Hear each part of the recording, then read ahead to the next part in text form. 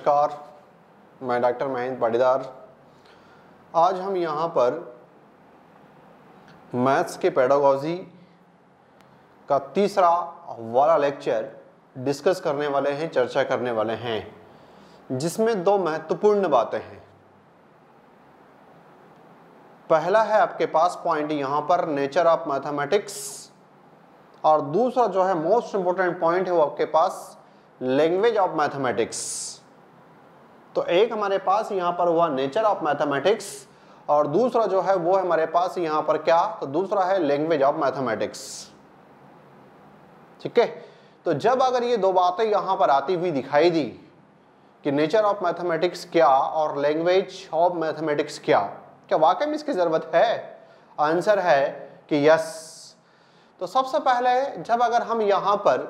गणित की प्रकृति के बारे में अध्ययन करते हैं तो शायद ही ऐसा कोई सा एग्जाम हो जहां पर इस पर प्रश्न न बनता हो। ये यहां तक अगर मैं कहूं कि किसी भी विषय की अगर वो प्रकृति की बात कर ले, चाहे पर्यावरण की प्रकृति की बात कर ले, सामाजिक विज्ञान की प्रकृति की बात कर ले, विज्ञान की प्रकृति की बात कर ले, तो साइंस हो, सोशल साइंस हो, मैथमेटिक्स हो, फिजिक्स हो, केमिस्ट्री हो, इन सब के कॉन्टेक्स्ट में जब अगर उसके द्वारा ये प्रश्न बना दिया जाता है कि गणित शिक्षण में, पर्यावरण के शिक्षण में, यहां पर गणित की प्रकृति कैसी होती है, पर्यावरण की प्रकृति कैसी होती है, विज्ञान की प्रकृति कैसी होती है, तो इन दोनों का हमारे पास यहां पर जो उत्तर जाता है वो यहां पर इस रूप में जाता हुआ दिखाई देगा कि जो मैथ्स की जो हमारे पास यहां पर प्रकृति है वो हमने कहा कि विज्ञान भी है, और नंबर 2 वाला पॉइंट जो है वो हमने यहां पर ये कहा कि ये हमारे पास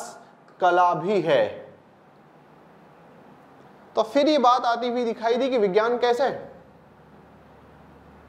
फिर दूसरा पॉइंट ये आता हुआ दिखाई दिया कि कला कैसे। तो जब अगर हमारे से यहां पर ये कोई प्रश्न पूछता है कि विज्ञान कैसे या कला कैसे, तो इसमें दो बहुत यहां पर कॉमन ट्रिक फॉर्म में आप जिसको यहां पर याद रख सकते हो वो है आपके पास यहां पर टी, और यहां पर जो हम याद रखेंगे वो है हमारे पास यहां पर पी। एक है हमारे पास यहां पर टी और एक हमारे पास यहां पर पी। तो ये टी और पी का मतलब क्या? तो टी का मतलब ये होता है कि जब भी अगर हम यहां पर थ्योरेटिकल बातें करते हैं, सैद्धांतिक बातें करते हैं, नियमों की बात करते हैं, सामान्यीकरण की बात अगर करते हैं, केवल सिद्धांतों का ज्ञान देना जानते हैं, तो वो वाला एस्पेक्ट हमारे पास यहां पर आता हुआ दिखाता है, उसे हम यहां पर विज्ञान कहते हैं। तो उसने कहा कि यदि आपको गणित का सूत्र ऐसा होता है तो जब अगर आपके सामने यहां पर कोई प्रिंसिपल आया, कोई थ्योरम आई, कोई सूत्र आया, कोई परिमेय आया, कोई टाइटल आपके पास यहां पर आया जो गणितीय रूप में है, और उसके बारे में केवल उन्होंने जो है आपको लर्निंग के प्लेटफॉर्म पर बिठा करके उसका जो है ज्ञान दे दिया, तो जब भी अगर हम यहां पर किसी विषय वस्तु का सैद्धांतिक या थ्योरेटिकल नॉलेज प्राप्त करते हैं, तो जो हमारे द्वारा यहां पर सैद्धांतिक या थ्योरेटिकल नॉलेज जो प्राप्त किया जाता है उस प्राप्त ज्ञान को हम यहां पर विज्ञान के नाम से जानते हैं। इसलिए हम कहते हैं कि गणित जो है यहां पर विज्ञान है। लेकिन यहां पर बात आती हुई दिखाई दी कि गणित को हम कला भी कहते हैं। तो ये समझ में तो आता है कि चलो थ्योरेटिकल आगे बढ़ता है, लेकिन ये यहां पर समझ में नहीं आता कि कला कैसे। तो जब अगर आपके पास यहां पर कला वाला अगर एस्पेक्ट आता हुआ दिखाई दे तो इसका मतलब है कि जब हम इनका दैनिक जीवन में अपने ढंग से इनका उपयोग करें, क्योंकि यहां पर गणित को जो है वो सबको एक समान रूप से यहां पर कक्ष में पढ़ाया जाता है, उसका अभ्यास करवाया जाता है, लेकिन सभी लोग अपने दैनिक जीवन में अपने अपने ढंग से इसको जब उपयोग करते हैं तो उस बात को हम यहां पर जिस नाम से जानते हो कला, तो हमारे पास कला। एक बात आप इसमें यहां पर ऐसे याद रखिए कि एक बहुत छोटा सा शब्द में यहां से एग्जाम्पल को समझाने के लिए, कि जैसे हमारे पास यहां पर जब हम बीएड कर रहे होते हैं, जब हम डीएलएड कर रहे होते हैं, जब हम डीएड कर रहे होते हैं, तो उस दौरान कक्ष में बैठा करके हमको कई सारी बातों का नॉलेज दिया जाता है, कई सारे हमको सिद्धांत पढ़ाए जाते हैं। तो वो जो नॉलेज दिया जाता है, वो जो सिद्धांत पढ़ाए जाते हैं, वो सिद्धांत जो आपको बताए जाते हैं, तो वो सब के सब जो है वो आपके पास इसमें से एक माइक्रो टीचिंग के प्रिंसिपल्स भी आपके पास, जहां पर डिफरेंट टाइप्स ऑफ स्किल्स के बारे में अध्ययन करते हैं, तो वो हमारी सारी की सारी बातें जो है वो कहां आती हुई दिखाई देती है। तो उसने कहा कि वो सब थ्योरेटिकल का हिस्सा है,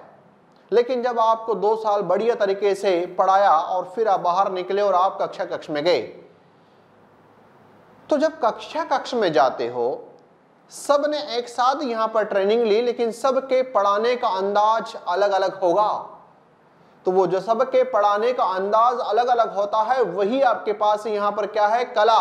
तो इसलिए यहां पर जो है अपन ने ये लिखा हुआ है कि P फॉर प्रैक्टिकल, अर्थात इसका मतलब ये होता हुआ दिखाई देता है यहां पर कि जब हम कोई भी सिद्धांत, कोई भी सूत्र, कोई भी ज्ञान, कोई भी नॉलेज को ले लिया और उस नॉलेज को यदि हम अपने ढंग से इसको प्रस्तुत करते हैं, तो उसको हम यहां पर जिस नाम से जानते हैं वो हमारे पास यहां पर क्या कहलाता है, उसे हम कला कहते हैं। और दैनिक जीवन में हमारे पास यहां पर मैथमेटिक्स के अंतर्गत भी इस प्रकार की कई सारी बातें आती हुई दिखाई देती है। तो जब अगर आपको चुनने का मौका मिल जाए, तो वहां पर जब अगर आपके पास दोनों पॉइंट हो, विज्ञान भी हो और कला भी हो, तब वहां पर जो है वह सर्वमान्य यूनिवर्सल जो आपके पास यहां पर रेस्पॉन्स आपका बनता हुआ दिखाई देगा, वो क्या रहेगा, तो वो रहेगा आपके पास विज्ञान और कला दोनों है। ये कंडीशन जो है वो बनती हुई दिखाई देगी। फिर यहां से जब अगर हम आगे की तरफ अगर चले, तो बात आती है यहां पर गणित की भाषा की। उन्होंने कहा कि गणित की भी अपनी भाषा है, अर्थात जब अगर आप यहां पर चाहे गणित की बात कर लें, क्योंकि यहां पर गणित की पेडागॉजी की बात कर रहे हैं, तो गणित की भाषा हो, सामाजिक विज्ञान की भाषा हो, विज्ञान की भाषा हो, फिजिक्स की भाषा हो, रसायन शास्त्र की भाषा हो, मेडिकल शास्त्र की भाषा हो, इंजीनियरिंग टाइटल वाले की जो है वो आपके पास यहां पर भाषा हो, तो बिना लैंग्वेज के, बिना भाषा के तो जो है वो कौन सी ऐसी बात है जो यहां पर पूर्ण होती हुई दिखाई देती है। तो शायद हमारे पास यहां पर उत्तर आएगा कि नहीं। तो जनरल उसने यहां पर बात की कि गणित की जो है भाषा, तो उसने कहा गणित की भी अपनी भाषा है, उसमें भी वहां पर जो पॉइंट रखे उसको समझना होता है। इसलिए जब कभी कभी यहां पर कहा जाता है कि जो मल्टीलिंगुअल वाला व्यक्ति होता है, जो यहां पर बहुभाषाविद होता है, वो जब अगर बहुभाषाविद है तो हो सकता है कि वो गणित को भी बहुत अच्छा बना दे, रसायन शास्त्र को भी बहुत अच्छा बना दे, वायु को भी बहुत अच्छा बना दे, पर्यावरण को भी बहुत अच्छा बना दे। तो यहां पर अगर हमारे पास भाषा होगी तो गणित को भी हम यहां पर समझ तो सकते हैं ना कि नाम आया गणित, अच्छा गणना होगी क्या इसमें, अच्छा गणनाओं का विज्ञान जो है गणित कहलाएगा, तो ये उसका नाम आया। अच्छा गणित का मतलब कोई गिनती तो नहीं है, तो वो जो नाम आया उस नाम पर हमने पंच मारा और उस पंच के हिसाब से जो है हमने उसको वहां पर डिस्क्राइब किया। तो ये बात है यहां पर कि आप यहां पर नैरो फॉर्म में न रहें, आप यहां पर स्प्रेड फॉर्म में रहें, कि जब अगर हमारे से ये बात की जाती है तो केवल गणित की नहीं, सभी विषयों की अपनी अपनी भाषा है और उसके कॉन्टेक्स्ट में जो है उसको वहां पर डिस्क्राइब करना होता है। और इस भाषा में आप किसका उपयोग करना चाहोगे, इंग्लिश का, हिंदी का, तमिल का, तेलुगु का, मलयालम का, सभी भाषाओं के संदर्भ में जो है वो आपके टाइटल यहां पर आगे की तरफ बढ़ते हुए दिखाई देंगे। तो इसलिए हम यहां पर ये कह सकते हैं कि हाँ गणित की भी अपनी भाषा जो है वो होती है। फिर जब हमारे पास यहां पर बात आती है तो उसने कहा कि गणित की भाषा में भाषा का अभिप्राय क्या, तो उसमें वहां पर गणित के पद होते हैं। अब जैसे अगर हमारे पास यहां पर टाइटल आया और वो टाइटल हमारे पास यहां पर आता हुआ दिखाई दिए पद, ये पद होता क्या है, तो यदि पद की बात हम यहां पर लैंग्वेज के कॉन्टेक्स्ट में अगर पद को जानते हैं तो यहां हमारे लिए जानना आसान और इजी हो जाएगा। कोई बहुत बड़ा टास्क नहीं है कि हम इसको नहीं जान पाएंगे, नहीं पहचान पाएंगे। अर्थात इसका मतलब क्या, तो इसका मतलब यहां पर यह हुआ पद का कि जब हम जनरल बात करते थे हमारे हिंदी लैंग्वेज, हिंदी पेडागॉजी के अंतर्गत कि पद का मतलब क्या, तो ये सामान्यतः वहां पर समझ लिया करते थे कि जो हमारे पास शब्द हैं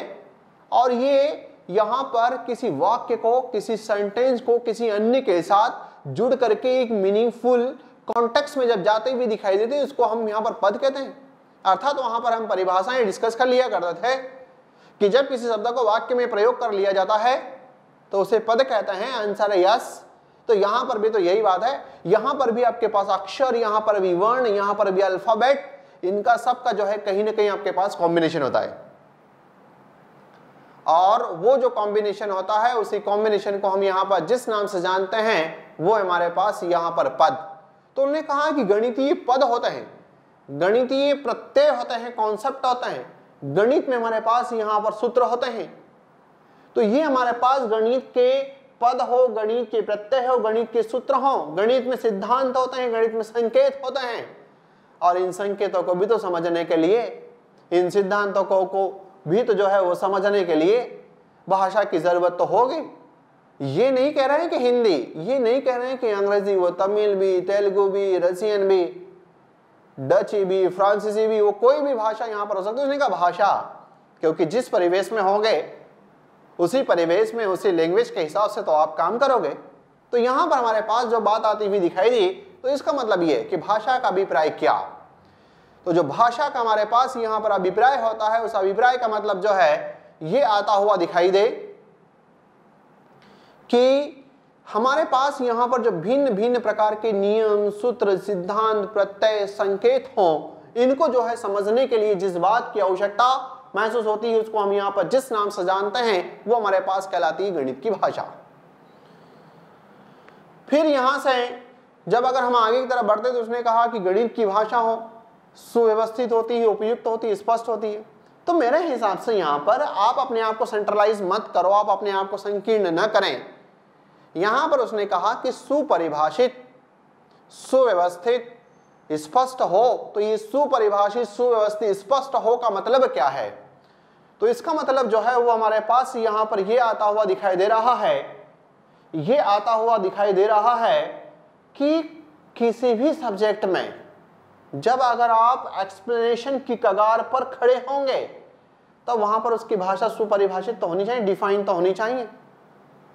सुव्यवस्थित तो होनी चाहिए, स्पष्ट तो होनी चाहिए।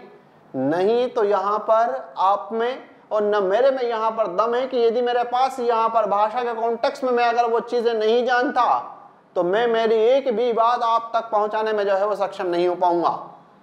इसलिए यहां पर सुपरिभाषित होनी चाहिए, सुव्यवस्थित होनी चाहिए, स्पष्ट होनी चाहिए। ठीक है। फिर यहां पर जैसे आपने कहा गणितीय पद वाला कॉन्सेप्ट, तो उन्होंने कहा कि सामान्य संख्याओं के प्रतीक और एक या अधिक अक्षरों की संख्या के गुणनफल को पद कहते हैं। आप तो जो है ट्रांसफर ऑफ लर्निंग कीजिए और ट्रांसफर ऑफ लर्निंग से एसोसिएट कीजिए, जो मैंने आपको वहां पर जब हिंदी पेडागोजी के अंतर्गत हम पद की परिभाषा की बात करते हैं तब वहां पर हम कहते हैं कि जब किसी शब्द को वाक्य में प्रयोग कर लिया जाता है तो उसे जिस नाम से जानते हैं वो क्या कहलाता है, उसे हम पद कहते हैं। तो यहां पर भी तो उसने वही कहा, प्रतीकों और एक या अधिक अक्षर, बात आ गई बस वहां एक या अधिक शब्द, यहां पर उसने ये घुमा फिरा करके कह दिया कि एक या अधिक अक्षर, और उसने जो है इस वाले टाइटल को यहां पर जिस नाम से जाना और पहचाना, उसने कहा कि ये जो है हमारे पास यहां पर क्या है, तो उसने कहा कि ये हमारे पास पद है। ठीक है। फिर यहां से जब अगर हम आगे की तरफ अगर चलते हैं तो उसने कहा कि जो गणित की भाषा होती है उसमें हमारे पास जो भी किसी वस्तु है उसके नाम और जो कॉन्सेप्ट होता है उसमें कहीं ना कहीं अंतर करती है। मतलब यहां पर उसने ये कहा कि आप ये दो शब्दों को पकड़ो कि एक है आपके पास संख्या और एक है संख्या, संख्यांक। अब ये टाइटल आपके पास जो है संख्यांक, ये हमारे पास संख्या, और इधर की तरफ जो बात आती हुई दिखाई दी वो हमारे पास यहां पर आया अंक। तो आपको अर्थात एक गणित के शिक्षक को यह समझना पड़ेगा कि ये जो है संख्या क्या, संख्यांक क्या। जरा सा जैसे मान लो अगर मैं इसको यहां से तुमको बाहर करूं और दूसरे सब्जेक्ट की तरफ चलूं और मैं कहूं कि शब्द और शब्दांश, समझ में आया? शब्द और शब्दांश दिखने में तो एक जैसे हैं, पढ़ने में तो एक जैसे हैं, लेकिन प्रॉपर तरीके से पढ़ करके एक शब्द का कॉन्सेप्ट आपके पास क्या होता है, एक शब्दांश का कॉन्सेप्ट क्या होता है, उन दोनों को जो है आपको बढ़िया तरीके से यहां पर एक्सप्लेन करना पड़ेगा। जब अगर हम यहां पर बढ़िया तरीके से एक्सप्लेन अगर कर पाए कि शब्द और शब्दांश क्या, ये ट्रांसफर ऑफ लर्निंग करके लर्निंग को यहां पर एसोसिएट करने का प्रयास किया, उसी प्रकार से आपके पास यहाँ पर संख्या और संख्यांक में भी हमारे पास अंतर आता हुआ दिखाई देता है। तो उसने कहा कि संख्या की कितनी वस्तुएं हैं जिससे बोध होता है, उसे हम यहाँ पर क्या कहते हैं, तो वो हमारे पास बात आती हुई दिखाई देती है क्या, तो आंसर आया अपने पास यहाँ पर संख्यांक। जैसे टाइटल उसने आया कि विभिन्न वस्तुओं में समान संख्या बनाए, जैसे 4, 4 पुस्तक, 4 गोलियां और 4 का बोध जो है वो सर्वनिष्ठ है। अर्थात जब अगर हम यहाँ पर केवल गिनते हैं तो जो गिनने का टाइटल होता है वो हमारे पास यहाँ पर क्या कहलाता है, तो वो हमारे पास यहाँ पर कहलाता है, उसको हम कहते हैं संख्या। ठीक है, और जब अगर हमारे पास संख्यांक क्या, तो उसने ये कहा कि जिससे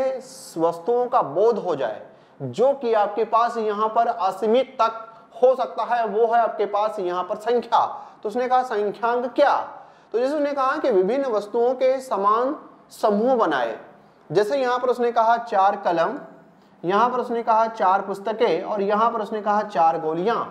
इसमें उसने कहा कि ये जो 4 वाला टाइटल है वो है मेरे पास यहाँ पर सर्वनिष्ठ।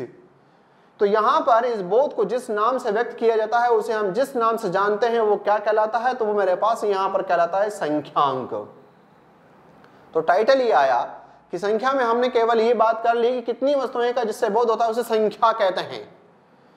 कितनी वस्तुएं जिससे बोध होता है उसे संख्या कहते हैं। और ये जो है आपके पास यहाँ पर असंख्य हो सकती है, लेकिन जब संख्यांक की अगर हमने यहाँ पर बात की तो उसने ये कहा कि ये 4 पुस्तकें, 4 गेंद, 4 पेन, 4 हाथी, जब इस प्रकार से उसने टाइटल ली और कहा कि 4 एक सर्वनिष्ठ वाला टाइटल है और उसने जो है इसको यहाँ पर जिस नाम से जाना वो कहा संख्यांक, तो उसने कहा कि इसका जो मैथमेटिकल कॉन्सेप्ट होता है वो 0 से 9 के मध्य चलता हुआ दिखाई देता है। उसी प्रकार से आपके पास शब्द यहाँ पर आ जाए भिन्न, और एक तरफ जो है वो आपके पास यहाँ पर आ जाती है भिन्नात्मक संख्याएं। एक टाइटल तो आया भिन्न और दूसरा टाइटल आया आपके पास भिन्नात्मक संख्याएं। तो भिन्न वाला जब अगर हम यहाँ पर बात करते हैं तो आप यहाँ पर अंश बटे हर की जो है बात करते हुए दिखाई देते हो, जिसमें अंश बटे हर वाला कॉन्सेप्ट हो। पर उसने यहाँ पर एक बात ये कही कि जहां पर आपके पास अंश बटे हर हो, और जैसे हमने यहाँ पर लिखा 3/4, तो ये जो है हमारे पास यहाँ पर या 2 जो है वो 5, तो इसको जब अगर हम यहाँ पर फ्रैक्शन के कॉन्टेक्स्ट में व्यक्त करेंगे तो वो हमारे पास कहलाएगा भिन्न। पर उसने एक बात यहाँ पर भिन्न में कही हुई है, उसने कहा है कि इसमें जो है वो हर का मान, भिन्न में हर का मान कभी 0 नहीं होना चाहिए, कभी 0 नहीं होना चाहिए, वो ये बात करता हुआ दिखाई जाए। तो फिर उसने कहा भिन्नात्मक संख्याएं क्या, तो उसने यहाँ पर कहा कि जहां पर संख्या के साथ में भिन्न हो, थोड़ा सा अंतर, माइनर सा अंतर उसने किया कि जहां पर संख्या के साथ भिन्न हो उसको हम यहाँ पर भिन्नात्मक संख्याओं के नाम से जो है जानते हैं। कुल मिलाकर के मेरा कहने का मतलब ये है कि जब हम हिंदी पेडागोजी के अंतर्गत, आपको मैं 2 छोटे शब्द यहां पर बताऊं कि जैसे मैंने यहां पर लिखा, एक लिखा अंश और एक लिखा मैंने जो है वो यहां पर अंश। अब अगर गणित का शिक्षक हो, विज्ञान का हो, पर्यावरण का हो, हिंदी का हो, उसको जो है ये वाला पॉइंट जो आपके पास यहां पर आता हुआ दिखाई दिया और इस पॉइंट में अंतर है क्या, इसके लिए भाषा का ज्ञान चाहिए, आंसर यस। तो उसने यही कहा कि यदि इस प्रकार की टर्मिनोलॉजी जब आपके गणित के अंदर आती हुई दिखाई दे तो जो है आपका यहाँ पर उत्तर गलत नहीं होना चाहिए और उन शब्दों को प्रॉपर रूप से समझ करके समझाने का प्रयास करना चाहिए। इसलिए जो है हमको यहाँ पर गणित की भी एक अपनी भाषा की जरूरत है, इसीलिए जो है वो अपने पास यहाँ पर गणित की भी जो है अपने पास यहाँ पर भाषा की जरूरत है। वो यही तो कहना चाहता है इसमें। जैसे हमारे पास यहाँ पर अगर मैं यहाँ से बाहर निकलूं और आपके पास एक शब्द जो है ये आता हुआ दिखाई दे कोश, और जो है एक शब्द आपके पास आता हुआ दिखाई दे कोश, जब अगर हम यहाँ पर क्षेत्रीय भाषा के कॉन्टेक्स्ट में खड़े हैं और कहते हैं कि वर्तमान में प्राइमरी लेवल की एजुकेशन उनकी प्राथमिक भाषाओं में देने का प्रयास करो, अब गणित के शिक्षक के सामने जो है वो ये शब्द आ गया, तो गणित के शिक्षक के सामने ये शब्द आया तो उसने कहा कि हाँ ठीक है, अपने पास एक बढ़िया वाला शब्दकोश होना चाहिए। पर उस गणित के मास्टर को, उस गणित की मास्टरनी को ये नहीं पता कि यहां पर उसने जो शब्दकोश यूज कर लिया उसमें वो शक्कर वाला यूज होता है, न कि सरपंच वाला यूज होता है नीचे वाला, क्योंकि वहां पर उस क्षेत्र परिवेश में ये जो आपके पास सरपंच वाला है ये आपके गणित के कॉन्टेक्स्ट में डिस्टेंस वाली बात का बोध करा देगा। और जब अगर आपके पास यहां पर डिस्टेंस वाली बात का अगर बोध करा देगा तो उसको हम यहां पर जिस नाम से जानते हैं वो कहलाता है कोश। इसलिए गणित के शिक्षक को भी यहां पर भाषा का ज्ञान होना चाहिए। ठीक है, फिर यहां से जब अगर हम आगे की तरफ अगर बढ़ते हैं इसमें, तो उसने कहा कुछ साधारण भाषा के शब्दों को प्रयोग पारिभाषिक रूप में कहीं ना कहीं करने की जरूरत होती है। अब पारिभाषिक यहां पर आपके पास ये शब्द आया, ये पारिभाषिक का मतलब क्या? तो पारिभाषिक का मतलब ये होता है कि वे शब्द जिनके अर्थ निश्चित कर दिए जाते हैं, वे शब्द जिनकी सीमाओं को बांध दिया जाता है, वे शब्द जो कश्मीर से कन्याकुमारी तक, वे शब्द जो अहमदाबाद से लाकर के आसाम के सिलचर तक किसी भी कोने में बैठा हुआ हो तो उसका मीनिंग जो है वो वहां पर चेंज ना हो। तो उसने ये कहा कि जो पारिभाषिक इसलिए कभी कभी बात आती है, जैसे इसको यहां से मैं अभी देखे उदाहरण उसके रूप में, तो उसने कहा कि यहां पर मूल आया। अब समीकरण के मूल होते हैं हमारे पास वर्गमूल होता है, हमारे पास यहां पर घनमूल होता है, लेकिन इसी मूल को मैं किसी बायोलॉजी में ले जाऊं तो यहां पर इस मूल का मतलब कहीं चेंज तो नहीं हो जाएगा। तो उसने कहा कि फिर पारिभाषिक शब्द रखो इनका, कि गणितीय कॉन्टेक्स्ट में ये होता है तो होता है। जैसे यहां पर मैं यहां से बाहर निकलूं और ये कहूं कि मेरे पास एक शब्द यहां पर आया योग, मैथमेटिक्स में योग, और एक योग में योग मतलब यहां पर दर्शन शास्त्र के हिसाब से योग, मेडिटेशन का वाला और एक टोटल वाला। तो इसलिए तो कहते हैं कि योग जब अगर आप खड़े हो तो कहां गणित में खड़े हो, या फिर जो है आप दर्शन शास्त्र फिलोसॉफी के कॉन्टेक्स्ट में मेडिटेशन वाले टर्म पर खड़े हो। तो उस संदर्भ में यहां पर उसने कहा कि हर शब्द की, इसलिए वर्तमान में आप देखना कि जब अगर आप देखते हो तो हर सब्जेक्ट की अपनी अपनी एक डिक्शनरियां होती हैं, और जो अपनी अपनी एक डिक्शनरियां होती हैं उनको हम जिस नाम से जानते हैं वो, जैसे इंजीनियरिंग जब कोई पढ़ने जाता है तो उसकी डिक्शनरी है, जब अगर वो फिजिक्स पढ़ने जाता है तो उसकी डिक्शनरी है, मेडिकल साइंस की डिक्शनरी है, यहां तक कि सोशियोलॉजी की अलग डिक्शनरी है, पॉलिटिकल साइंस की डिक्शनरी है। तो कुछ शब्द हमारे पास यहाँ पर इस प्रकार के आते हुए दिखाई देते हैं इसमें। फिर यहां से किसी एक विचार को अनेक प्रकार से नामांकित या व्यक्त किया जा सकता है। जैसे गणित में यहां पर योग को उसने कहा जोड़ दो, चलो फटाफट जो है इसका मान ज्ञात करो। फिर उसने आगे कहा कि चलिए बताइए यहां पर कुल कितने जो हैं इसमें यहां पर डेटा हुए। अब जैसे मान लो मेरे पास यहां पर ये आता हुआ दिखाई दिया 2 + 4 - 2 - 1 + 4 + 2 + 3। तो उसने कहा चलिए फटाफट जोड़िए, चलो इसका मान ज्ञात करो, चलो यहां पर कुल कितना जो है उसका योग हो रहा है। तो ये जब अगर आपने यहां पर बात की तो तुमको ये पता है कि क्या तुम्हारा जो कक्ष में विद्यार्थी बैठा हुआ है वो यहां पर इसका मान ज्ञात करने की बात आई तो वो समझ गया। अर्थात एक शिक्षक को कक्ष में यहां पर भाषा के संदर्भ में उस वाली भाषा का, उन वाले शब्दों का उपयोग करना पड़ेगा जो तुम्हारे सामने बैठा हुआ इनटेक भी जो है उसको बढ़िया तरीके से अंडरस्टैंड कर पाए और उसको समझ पाए। उस प्रकार की जो है यहां पर इसमें जरूरत आती हुई दिखाई देती है। ठीक है, तो जब अगर हमारे पास यहां पर ये योग शब्द आया तो इस योग का मीनिंग जो है वो क्या है उसको हमको ऐसा यहां पर देखना है और ऐसा जो है उसको समझना है।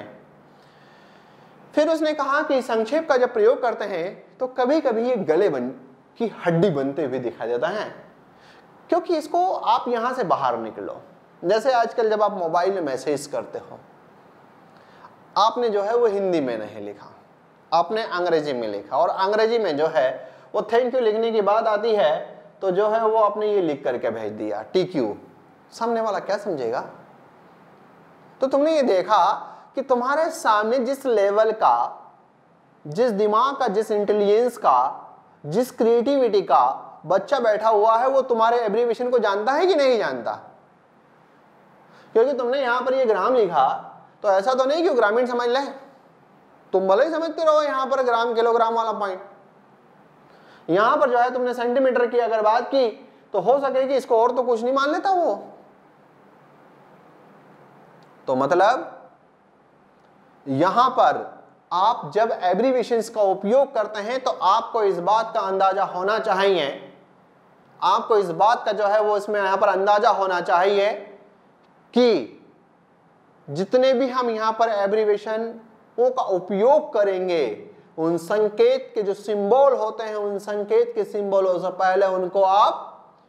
ट्रिक के फॉर्म में याद करवा दो, उनको आइडेंटिफाई करवा दो, तब आप इनका उपयोग करो। नहीं तो जब आप फर्स्ट जोन में इनका उपयोग कर लोगे तो फिर वहां पर कोई मतलब इसका नहीं रह जाता। फिर उसने यहां पर कहा कि गणित के में प्रश्नों को हल करने के लिए विचारों और आंकड़ों की शुद्धता बनाए रखना।